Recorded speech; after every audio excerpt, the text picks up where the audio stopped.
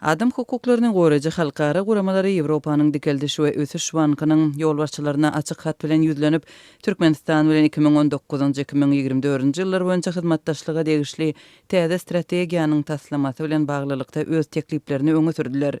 Human Rights Watch adam hukuklary boýunça halkara partnerligi we adam hukuklary boýunça Türkmen inisiativasy guramalarynyň 14-nji iýunda bilelikde ýaýradan açyk hatynda bellemeklerine görä Türkmenistan adam hukuklary boýunça real ösüş görkezýän Ýewropada dikeldiş we ösüş banky bu ýurdun döwlet sektoryna kredit bermek boýunça programmalaryny giňeltmeli däl. Ýewropanyň dikeldiş we ösüş banky hökümetiň adam hukuklaryna we demokratiýa ýykyn edýänligi barada öňe sürýän beýanatynyň takyk we ölçäp bolýan öňügüdüşligine, öwrilenligini, Türkmenistanyň raýatlarynyň durmuşynyň hakykatdan hem gowlananlygyny görkezýänçe Türkmenistanyň döwlet sektoryna kredit bermek boýunça programmalaryny giňeltmeli däl diýip adam hukuklaryny goraýjylaryň Ýewropanyň dikeldiş we ösüş bankynyň prezidenti Suma Chakrabartynyň adyna ýazan hatynda aýdylýar.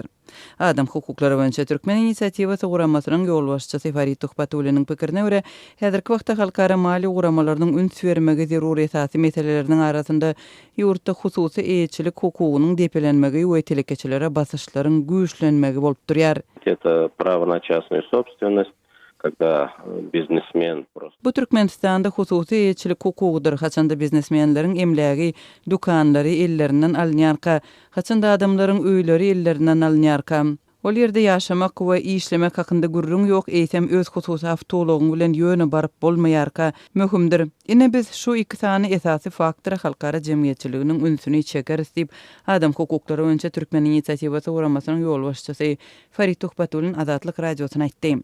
Türkmenistanyň raýatlary ençe ýylyň dowamında jaýlarynyň ýumrulmagyna, telekeçiler kärhanalarynyň ýapylmagyna teze bar bolýarlar.